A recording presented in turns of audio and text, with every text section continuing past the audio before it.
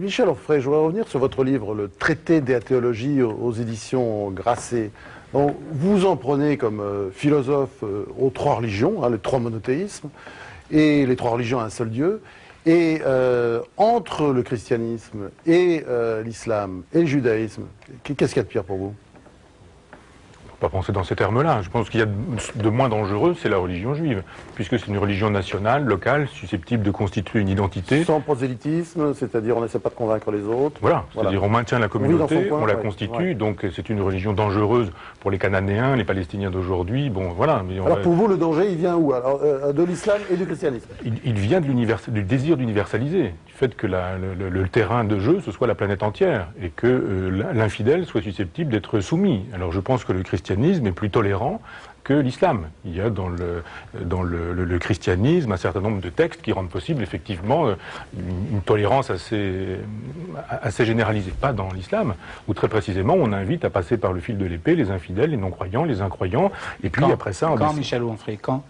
C'est extraordinaire, hein, ça va m'être utile ça, franchement. Oui, oui, allez-y, lisez-nous. Quand? Oui, alors sur... À partir de 850, on va dire. 850, il y a 12 siècles, à partir de là. Ah non, mais je vous dis dans le Coran. Dans le Coran, très précisément, les choses sont dites. Tuez-les partout où vous les rencontrez. Soit 2, verset 191, tuez-les partout où vous les trouverez, exterminez les incrédules jusqu'au dernier. Lorsque vous rencontrez les incrédules, frappez la nuit. Et j'en ai une page, là. Oui, non, c'est pas la peine d'aller plus loin, parce que vous avez dit l'essentiel, je vais vous dire. Non, non, je finis sur cette affaire. La question qui m'était posée, quelle est la religion la plus dangereuse? Je dis, sûrement pas la religion juive. Probablement pas le christianisme, si je prends en considération ces attendus qui font qu'effectivement, il y a de temps en temps des occasions d'invitation à la violence dans le christianisme et dans la deuxième partie de la Bible, mais pas dans les évangiles. Et il faut vraiment aller chercher un texte précisément qui va dire des choses absolument contraires avec l'esprit du restant. Donc s'il faut faire effectivement une espèce de classement, vous aurez l'islam, le christianisme et la religion juive. Alors, il n'est pas d'accord. Hein. Moussa, il dit Malek Chebel. Non, je ne suis pas d'accord. Hein. Et d'autant plus que Michel Onfray, qui montre quand même des capacités méthodologiques et intellectuelles, par ailleurs, importantes. Merci pour le par ailleurs. Non, le par ailleurs, parce que je vous en veux, personnellement, de ne pas avoir cette même aptitude à positionner l'islam dans une histoire.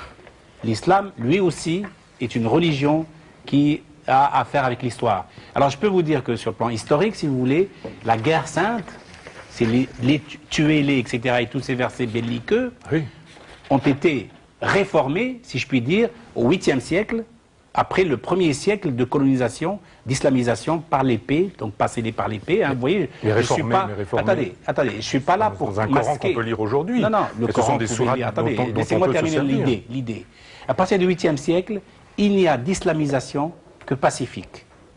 Oh bah, dis donc, et ceux qui islamisent par la force de l'épée ne sont pas de bons musulmans. Ah oui, non mais je vous le dis aujourd'hui. Si tous les musulmans ne sont pas de bons musulmans. Si c'est comme aujourd'hui les talibans. Les talibans ne sont pas de bons musulmans, même pour les musulmans. Mais attendez, mais il y a quand même des musulmans qui le disent. Michel Onfray, comme si vous ignoriez l'accord de musulmans qui disent « je ne suis pas d'accord avec les talibans ». Je ne suis pas d'accord sur l'islamisation à outrance. Gloire vous je ne suis pas d'accord avec la violence de le penser. Au nom de l'islam. Bravo de le penser. Pas seulement moi. Mais si, votre islam des Lumières me gêne pour l'islam, pas pour les Lumières, parce que je suis d'accord avec vous sur les Lumières. Simplement, pas seulement moi, il y a beaucoup de musulmans qui sont d'accord avec moi. Bien sûr. La plus grande majorité de musulmans dans le monde avec ces musulmans-là sont des musulmans pacifiques.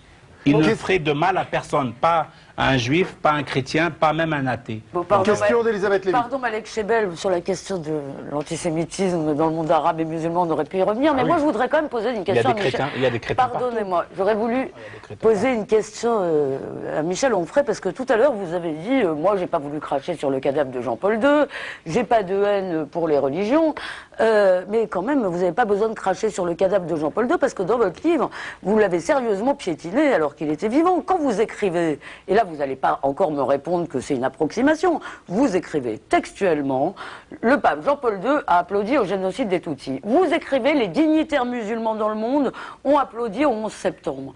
Comment pouvez-vous... Je n'ai pas dit applaudi. Vous écrivez pas. J'ai pas dit applaudi, j'ai dit que le Rwanda avait effectivement... Non, vous écrivez cette phrase, excusez-moi, non, Michel Onfray, vous ne pouvez pas me dire ça. Vous écrivez que le pape Jean-Paul II applaudit au génocide des Tutsis, et j'ai d'ailleurs été sidéré que l'Église ne réagisse pas. Elle réagit pas pour une raison bien simple.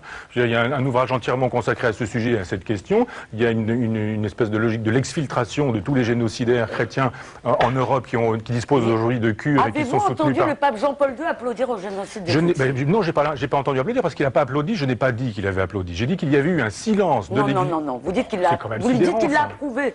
Et vous dites qu'il l'a approuvé. Ah oui, d'accord. Bon, attendez, alors approuver, oui. C'est pas la même chose qu'applaudir.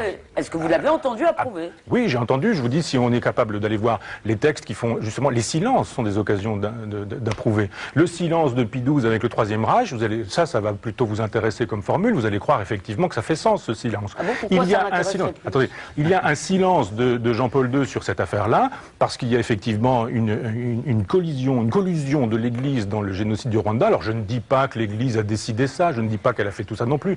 Ne me faites pas dire ce que je n'ai pas dit. Je dis simplement qu'il y a eu un étrange silence, qu'on n'a pas entendu Jean-Paul II sur ce sujet-là, et qu'on l'a entendu. On l'a entendu quand il y a eu des génocidaires hutus qui ont été condamnés à mort. Là, Jean-Paul II a... Attendez, je finis ma phrase.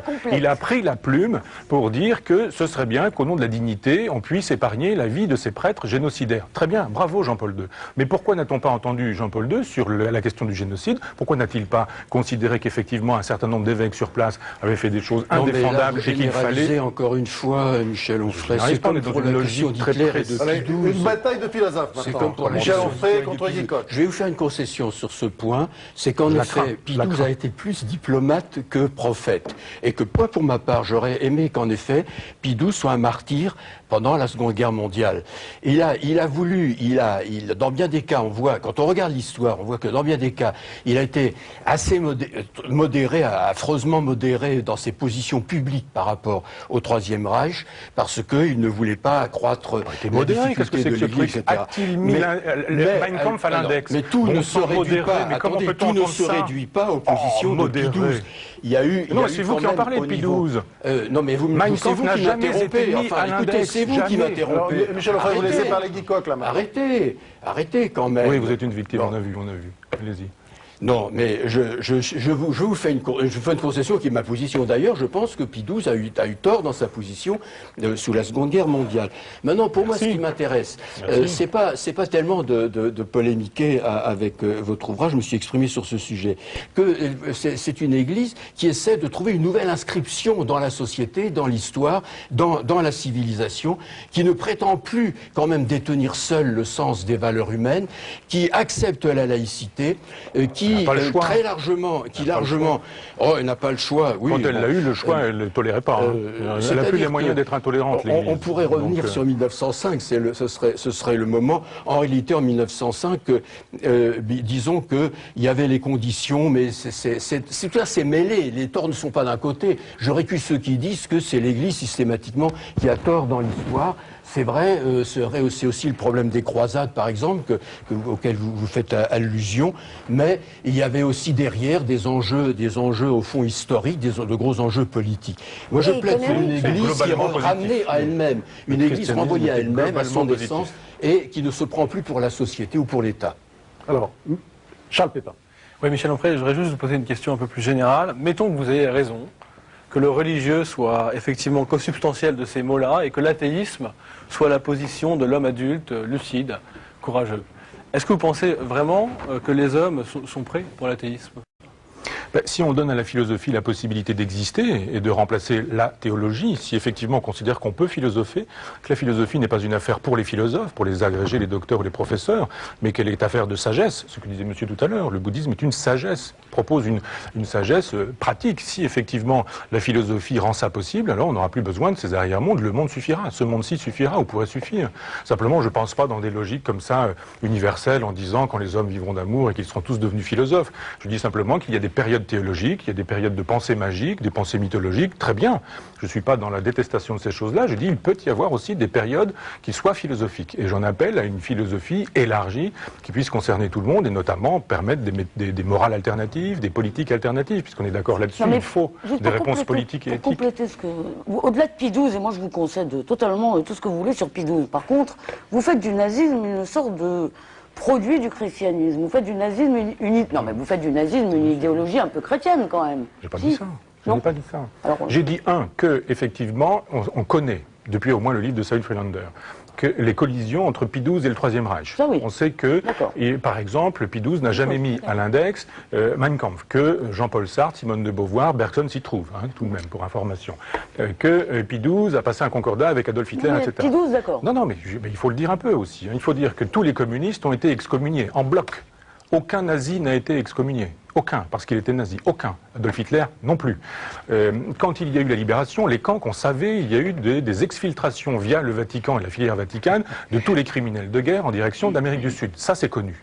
Ce qui est moins connu aussi quand même les chrétiens qui ont sauvé un certain nombre de juifs, etc. Bien sûr. Il ne faut pas confondre, il ne faut pas identifier l'Église au sommet. Je voulais juste dire, parce qu'il y avait deux parties à ma réponse. Pour moi, l'Église, c'est la base qui compte. Laissez-le répondre quand même. Mais bravo, mais bon, écoutez, si l'Église... Non, mais écoutez, Guy, si l'Église c'était l'amener... Si l'Église c'était l'amener, si elle avait écouté Félicité Lamennais, si elle écoutait Hans Kung, si elle écoutait Drewerman, etc., moi je serais d'accord pour faire un compagnonnage, un bout de route avec l'Église. Je serais absolument d'accord pour ça. Pourquoi a-t-elle toujours choisi les autres, à l'inverse? Parenthèse fermée. Deuxième partie de ma réponse. Il y a donc, on connaît cette collusion entre Pie XII et le Troisième Reich, et on dit le Troisième Reich, le national-socialisme, idéologie païenne, paganisme, etc. Je dis, mais pas du tout. Lisons Mein Kampf. Je savais que la question serait probablement posée. J'ai amené les références ici. Non, mais là, vous avez un texte où Hitler aime le moment. Jean chapitre 2, 3, 4, 5. Hitler dit qu'il aime bien quand le Christ prend le fouet, fait un fouet avec des cordes pour chasser les marchands du temple. C'est même pas la référence que j'utiliserai. C'est même pas la référence que j'utiliserai. À trop prouver, on ne prouve plus rien du tout, Michel Onfray. Mais par contre, il y a un point avec lequel je suis d'accord avec vous. Vous êtes incapable de m'entendre, de m'écouter là-dessus. Vous dites que j'ai tort alors que vous n'avez même pas écouté les références que je voulais faire. Je les ai vus, vos textes, quand même. J'ai une question pour Michel Onfray. Elle est valable pour l'ensemble des intellectuels, on va dire, laïcs, je ne vais pas jusqu'à dire athées, mais les intellectuels, disons, en Europe, français et européens. Est-ce que vraiment l'émergence d'une intelligentsia musulmane, d'origine musulmane, vous gêne à ce point?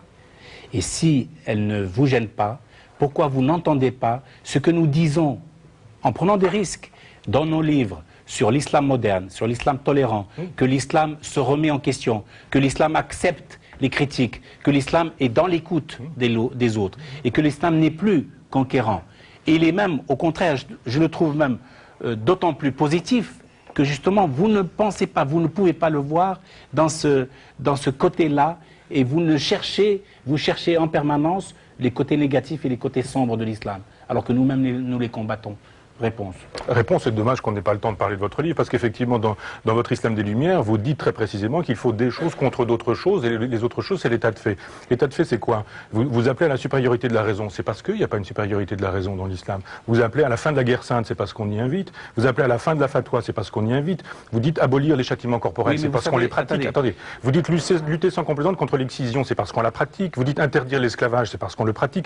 Et même chose, les crimes d'honneur, statut de la femme, justice, je donne toujours des explications, vous savez. Mais bien sûr. Michel Onfray, la charge est vigoureuse. Parfois, elle me semble excessive. Sur un point, par exemple, il faut reconnaître, et le biologiste que je suis est très sensible à cela, que c'est la levée de bouclier, pour des raisons théologiques d'ailleurs, des catholiques en Allemagne, qui a abouti à la cessation des pratiques eugénistes mises en œuvre par la loi eugéniste de 1939, de 39 à 41. C'est véritablement les catholiques en Allemagne qui ont amené, après un prêche tout à fait célèbre en cathédrale de Cologne, qui ont amené la fin de cela, de la même manière que les catholiques, je le dis d'autant plus que je ne suis pas, comme vous savez, de la même manière que les catholiques aux États-Unis ont été à la pointe du combat contre la diffusion des pratiques eugéniques. Donc il faut, dans cette charge bienvenue et vigoureuse, reconnaître par moments des actions qui ont été courageuses et au nom d'une foi. Évidemment, mais mon propos n'était pas d'écrire le génie du christianisme, ça a déjà été fait.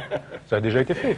Donc ne me reprochez pas d'écrire un livre que... Non mais il a déjà été fait, lisez Chateaubriand. C'est un reproche, c'est une remarque. Oui. Alors, Monseigneur 23, après ce débat un peu chaud, comment vous avez envie de répondre à la question, si on change la phrase attribuée à André Malraux par une question, le XXIe siècle sera-t-il religieux?